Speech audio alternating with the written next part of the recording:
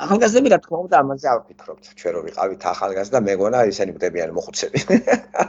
რა არის, არა მაინც შეზღუდული გონება. ახლა კი თორმე ცდების და ცდების წამისად ვინ არ მაილის სიკვდილს არა. აკი ბერძენებს ეს კარგად თქვენ ლათინური და memento mori, გახსოვდეთ სიკვდილი. მაგალითად, ასეთი მაგალითი რო თქვა, ჩამოკიდებული აქვს ვიღაცას წარწერით, გახსოვდეთ სიკვდილი, ქართულად გახსოვდეთ სიკვდილი, ლათინურად memento mori. ამიტომ და შემოხვედით და უცებ წავიკითხე და მინდოდა თქვენი რაღაცა შეურაცხყოფა და თავი შევიკავე. იმიტომ რომ წავიკითხე და გახსოვდეს სიკვდილი არ დაარტყა. ხო. ნახეთ ანტიკურ სამყაროში მაინც როგორი ხალხი ცხოვრობდა ისე რა.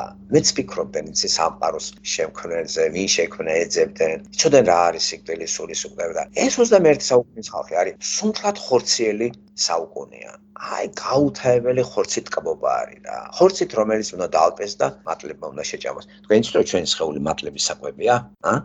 მეზობელი მყავდა ერთი და იცი მეშინიაო ეს კაცი იყო რა. სიკვდილის კი არ მეშინიაო. აი ესეთ რამეს იცახე. მეშინიაო რომ მიწაში რო ჩამდები მატლები რო შემჭამოს. მე ვთხარი იქ შენ არ იქნები. შენ სხეულისგან ამეთქი. ნახეთ როგორი იდენტიფიცირებას ახდენ და აზრებისა სხეულთან. ამას ქვია ობიექტივაცია. აზრების გასაგნება ობიექტივაცია სხეულთან.